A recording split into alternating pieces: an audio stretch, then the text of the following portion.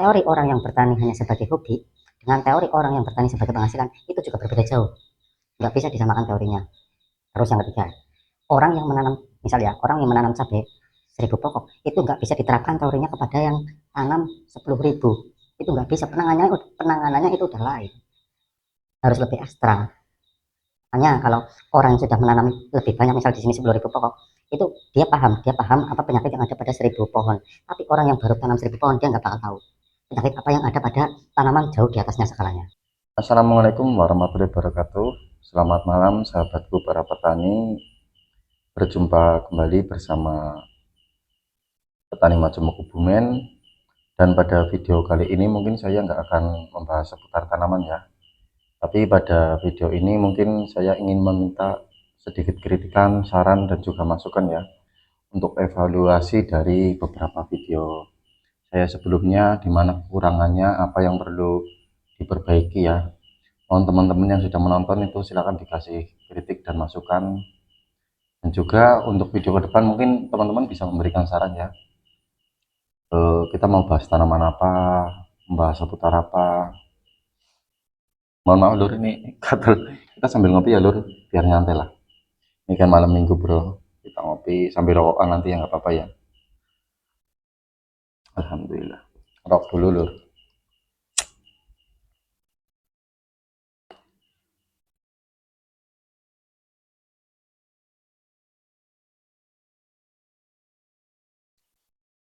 Bentar lur. Jadi gitu ya teman-teman. Minta saran masukannya, mau dievaluasi sebelah mana yang kurang, mungkin penjelasannya yang kurang jelas, atau mungkin bosan dengan dari kemarin kan kita selalu bahas seputar cabai ya. Kadang aku juga bosan lur, terus kadang juga mengingat waktunya kan aku memang kalau dari hari Senin sampai Sabtu setengah hari lah itu kan memang fokus di kebun, karena kan memang ada beberapa tanaman yang kursi ya lur. Karena di sini juga kan kebetulan saya itu bekerja sama dengan kemitraan pertanian lah, bekerja sama dengan kemitraan pertanian itu yang ditanam seputar ya hortikultura lah mungkin bahasanya ya. Dan juga ada tanaman buah seperti ada durian, ada alpukat, terus ada anggur. Kalau untuk tanaman-tanaman yang jangka pendek itu ada cabai, semangka, melon, dan juga ada jagung beberapa. Tapi untuk musim hujan kan ini nggak tanam jagung. Masih batuk lur, mohon maaf.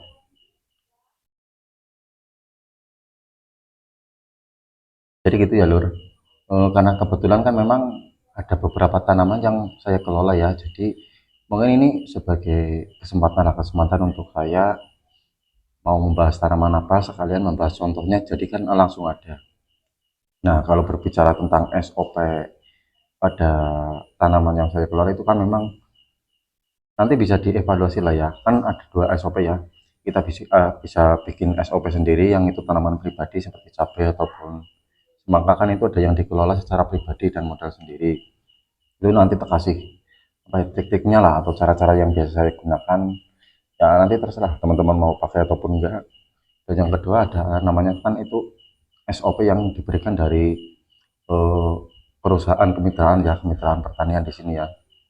Kan kalau tanaman yang dikelola oleh kemitraan itu kan kebetulan nggak boleh pakai SOP sendiri ya, harus mengikuti prosedur dari kemitraan. Jadi itu nanti juga tersepilah ya cara yang digunakan dari perusahaan seperti apa, terus cara yang digunakan dari pengalaman pribadi itu seperti apa. Tinggal nanti teman-teman lah kasih komentar, silakan pilih apa yang mau dibahas, mau membahas tanaman apa. Karena begini ya lur, ntar pokoknya sambil rokokan aja ya.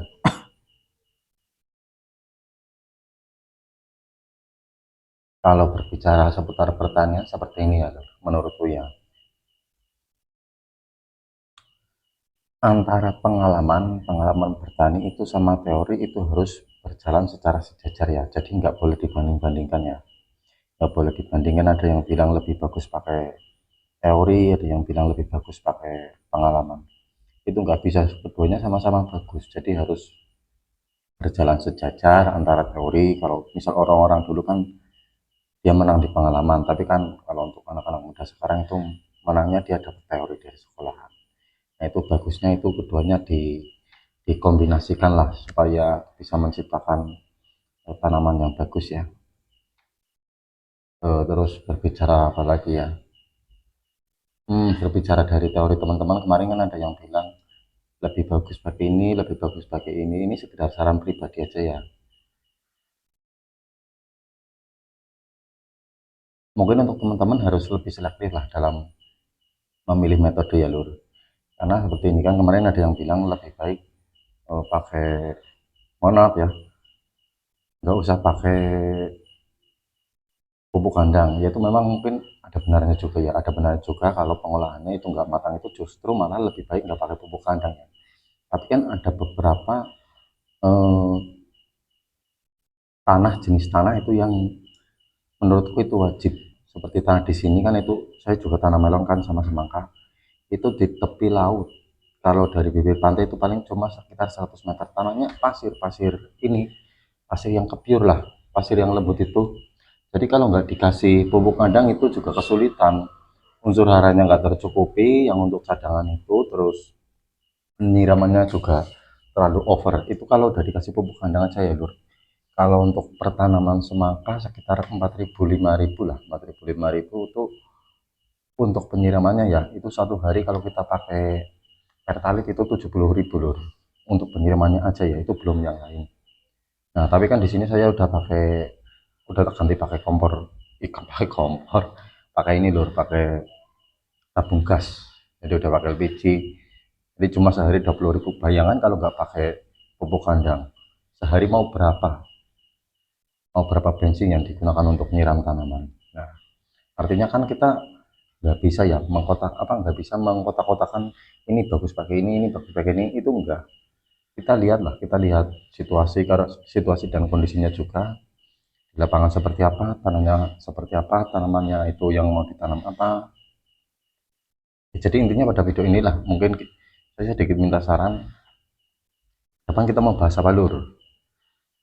Kalau aku bahas tanaman itu langsung tak kasih contohnya, di lapangan seperti apa, dan juga skalanya nanti. Soalnya begini lur, teori orang yang menanam di pekarangan itu nggak bisa diterapkan dengan teori orang yang menanam di hamparan. Itu udah beda jauh, penyakitnya udah beda, penanganannya udah beda. Teori orang yang bertani hanya sebagai hobi dengan teori orang yang bertani sebagai penghasilan itu juga berbeda jauh, nggak bisa disamakan teorinya. Terus yang ketiga, orang yang menanam, misalnya orang yang menanam cabai 1.000 pokok itu nggak bisa diterapkan teorinya kepada yang tanam 10.000. Itu nggak bisa, penanganannya itu udah lain, harus lebih ekstra. Hanya kalau orang yang sudah menanam lebih banyak, misal di sini 10.000 pokok, itu dia paham apa penyakit yang ada pada 1.000 pohon. Tapi orang yang baru tanam 1.000 pohon, dia nggak bakal tahu penyakit apa yang ada pada tanaman jauh di atasnya skalanya. Jadi mungkin itu saja pada video ini. Mohon maaf masih belibet lur. Video ini saya tutup. Wabillahi taufiq wal hidayah. Wassalamualaikum warahmatullahi wabarakatuh.